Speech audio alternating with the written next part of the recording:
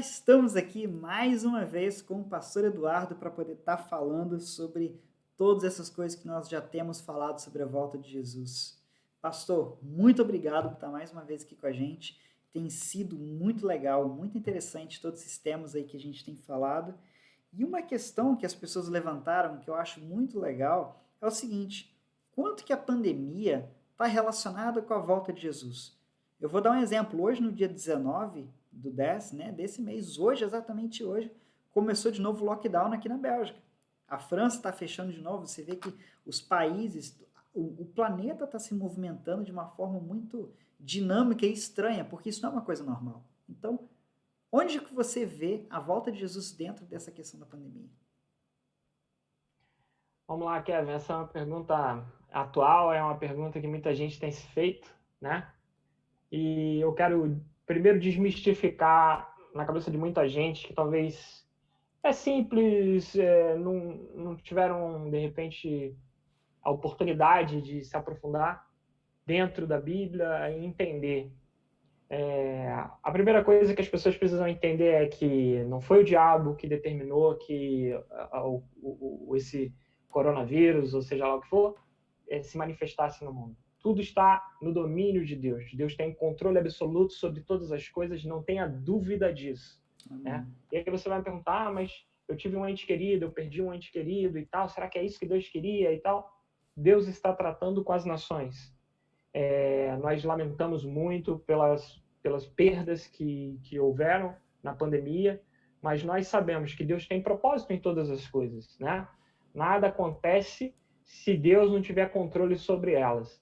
Uhum. E eu quero mostrar para você, Kevin, que Deus já trata através de coisas assim, já tratou sobre isso no passado, né?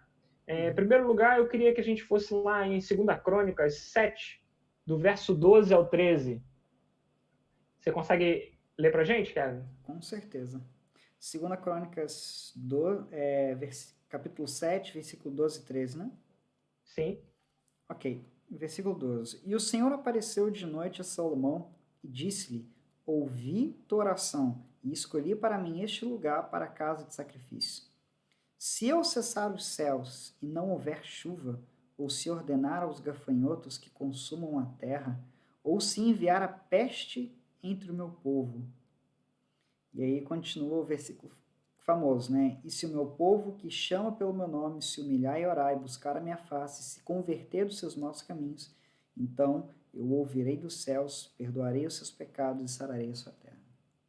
A primeira coisa que a gente vê é que Salomão fez uma oração a Deus e Deus respondeu Salomão dessa maneira. Olha, se por acaso eu fizer isso, né, e se eu enviar a peste, essa é a parte chave aí, né? Então, assim, é para que as pessoas entendam que Deus tem propósito em todas as coisas e tem motivos para isso, né? Mas existe uma palavra.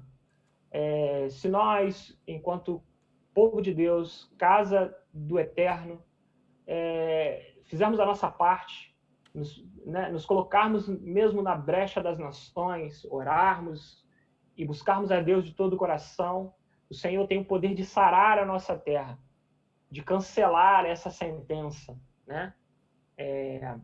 Então, a primeira coisa que eu queria pontuar era isso, que isso está no controle de Deus, né? Está relacionado com o cumprimento da autoridade dele, né? Foi Uhum. dado a nós deveres, direitos e deveres dos quais as nações têm negligenciado diante de Deus, né? E Deus tem despertado a igreja nesse tempo para se posicionar. Então, o segundo ponto que eu creio é que Deus está despertando a igreja. Deus está mudando as características, a estrutura da igreja. A igreja está passando por uma transformação de dentro para fora. As pessoas estão se reunindo nos seus lares. A reestruturação das famílias. As famílias precisam estar dentro de casa junto, reunido, não tinha-se mais relacionamento. Então Deus está trabalhando dentro das nações em vários segmentos da sociedade, de várias maneiras. Deus está mudando a estrutura das nações, Deus está mudando a estrutura das famílias, Deus está mudando a forma com que a igreja se relaciona com a família, de forma que a igreja entende o que é a igreja, né? A igreja agora é dentro da sua casa, não é mais aquela igreja no templo que as pessoas acreditavam, né? Era muita teoria, né? Nós somos a igreja, era muita teoria. Hoje tem que ser prática. Hoje a igreja tem que ser você, a sua esposa, os seus filhos e os seus vizinhos, e a coisa vai crescendo. Mas, em primeiro lugar, você, dentro da sua casa, agora trouxe o culto para dentro da sua casa, né? Então, eu creio que Deus está no controle dessas coisas, né? E isso está relacionado com a pandemia. Essas transformações, né?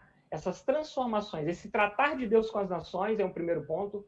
O segundo ponto, as transformações da visão e da postura do cristão mediante ao relacionamento dele com Deus. E eu acredito também, Kevin, que esse é um momento ideal que está acontecendo, e eu vou pontuar o motivo, pelo qual as nações estão preparando o cenário para o anticristo, para o advento do anticristo. Quando nós vemos o advento do anticristo, né, o cenário que é necessário é um cenário de tanto poder, de tanta autoridade sobre as pessoas, sobre o ir e vir das pessoas, sobre o que essa pessoa pode ou não comprar ou vender, as relações interpessoais, né? O cenário do anticristo é um cenário de pleno domínio. E quando nós vemos as leis das nações, das principais, das maiores nações do mundo, nós vemos que elas são muito impeditivas, elas são barreiras para que esse cenário se estabeleça, para que esse cenário seja favorável ao anticristo, né? E a pandemia, quando se instalou, começou a se haver mudanças nas legislações das nações, de forma que as próprias pessoas, os próprios cidadãos, não questionassem muito o motivo pelo qual aquelas leis estão sendo estabelecidas e aceitassem.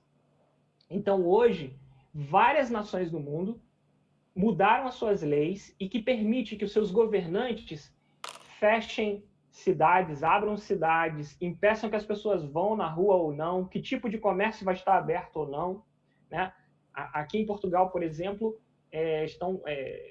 fizeram uma determinação agora que algumas áreas da sociedade, em específico, vão ser obrigadas a instalar um aplicativo que tem a ver com rastreamento e tudo mais. Estão querendo fazer disso uma lei, de fato, para que a pessoa possa até ser presa se não tiver enquadrado dentro daquela característica, não tiver o aplicativo lá específico que tem relação com a Covid e tudo mais. O que isso quer dizer? Que as leis agora mudaram, as nações mudaram suas leis, não só aqui na Europa, quanto nos Estados Unidos, na América do Sul e em vários outros lugares, facilitando esse tipo de controle, né? Nós não estamos aqui fazendo apologia a nenhum tipo de controvérsia com relação a leis que aprovaram ou não é isso, é só dizer um exemplo, mas eu quero que as pessoas percebam que isso prepara o cenário para que se tenha um controle maior por parte do governo, das nações. E isso é necessário para que o anticristo se estabeleça e tenha todo aquele poderio, né? Então, a volta de Jesus está diretamente relacionado com a pandemia nesses contextos. Óbvio, existem outros, mas esses, na minha opinião, são os principais contextos. Uma coisa que você falou que realmente a questão do aplicativo, por exemplo. Eu tenho certeza plena que se o governo obrigasse as pessoas a instalar um aplicativo de rastreamento para poder saber o que as pessoas estavam fazendo antes da pandemia, que todo mundo iria ficar no contra, né, de invasão de privacidade, principalmente. Por que o governo quer saber onde que eu estou? Por que o governo quer saber o que eu estou fazendo, né? E tornar disso realmente uma regra. É engraçado. Por exemplo, igual o Google. Você recebe um contrato. Se você não aceitar, você não usa o aplicativo. É obrigatório. Ou aceita ou aceita. E se eu não aceitar? Então não rola. Tem que aceitar. E é o que é. E não está tendo controle, sabe? As pessoas simplesmente estão... Igual aqui na Bélgica, nós temos 6 ministros para a saúde. Chegou um ponto aqui que eram tantas decisões e novas leis que eram criadas que até as pessoas que mexem com a legislação e tudo mais, elas ficavam confusas. Tipo assim, o que vai ser agora? Às vezes a gente tem uma lei que diz uma coisa, depois cria uma outra lei que já contradiz aquela. Então, enfim, chega um momento que é uma confusão tão grande, ainda mais tratando de lei, porque lei é totalmente interpretativo, né?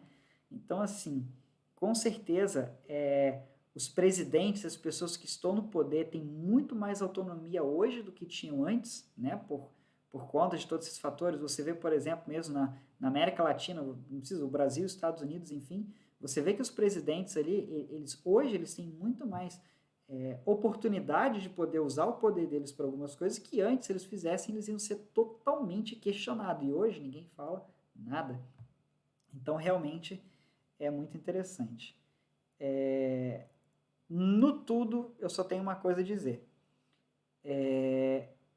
O mundo não vai ser mais o mesmo depois que essa pandemia acabar. Muita coisa mudou, muita coisa aconteceu.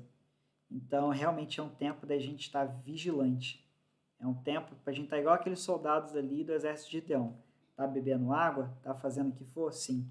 Mas está vigiando e prestando atenção. Tá orando, tá buscando, tá antenado, porque senão é complicado. Dudu, muito obrigado por essa resposta. Eu tenho certeza que está muito claro, né? Com certeza, no plano de Deus, isso deve, com certeza tem alguma coisa a ver com isso. Então, a gente tem que estar atento, como você falou no último vídeo, sobre a questão dos espasmos, dos tempos ali. A tendência é que com o tempo isso vai ser mais frequente, vai ter uma intensidade muito maior, e é isso aí.